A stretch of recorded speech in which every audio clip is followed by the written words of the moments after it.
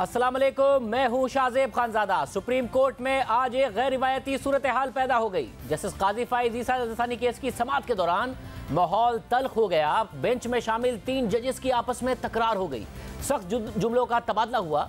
Justice मकबूल बाकिर अदालती कार्रवाई के दरमियान में ही उठकर चले गए। तफसीलात के मुताबिक आज जब additional attorney general Aamir Rehman वफाक की जानिब से दलाइल दे रहे थे तो जस्टिस मकबूल बाकिर ने दलाइल मुख्तसर करने की हिदायत करते हुए कहा कि मैं 50 बार कह चुका हूं कि केस जल्द खत्म करें, हम दूसरी साइड को भी वक्त कम होने का कह चुके हैं।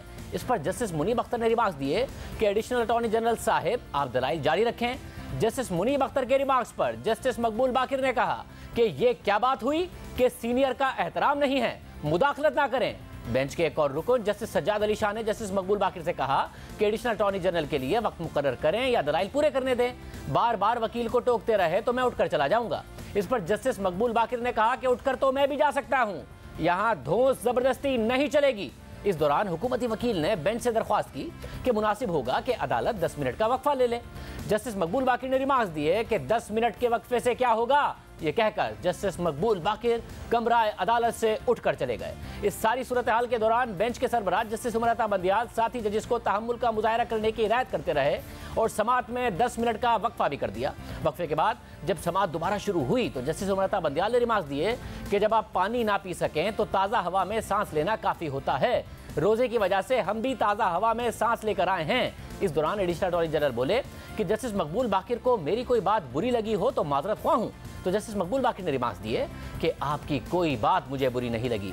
जस्टिस उमर बंदियाल ने रिमार्क्स दिए कि वक्त महदूद है, लेकिन इसका मतलब ये नहीं कि हम किसी फरीक को ना सुने। हमें अदालती रिवायात को कायम रखना है, ठंडे दिमाग के साथ दलाइल सुनने हैं। मौजूदा केस हम सब के लिए इंतहाई हसास नौइयत का है, हमें आइन और कानून को मद्देनजर रखकर काम करना है। इसके अलावा आज additional attorney general Aamir Rahman ने दलाइल देते हुए कहा कि तरीका कार में कोताही को बुनियाद बनाकर नजरसानी अपील समाअत के लिए मंजूर नहीं की जा सकती। सुप्रीम कोर्ट का एफबीआर को टाइम फ्रेम देने का मकसद मुकदमा जल्द निपटाना था। सरीना ईसा के लिए मुतल्लिका फोरम एफबीआर ही था। अदालत ने सरीना ईसा के खिलाफ कोई हुक्म जारी नहीं किया था। केस एफबीआर को भिजवाने से पहले भी सरीना ईसा को सुना गया।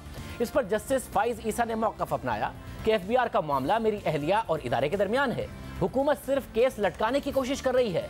जस्टिस मंसूर अली शाह ने रिमार्क्स दिए कि हुकूमत चाहती है कि जस्टिस मंजूर मलिक की रिटायरमेंट तक केस को लटकाया जाए।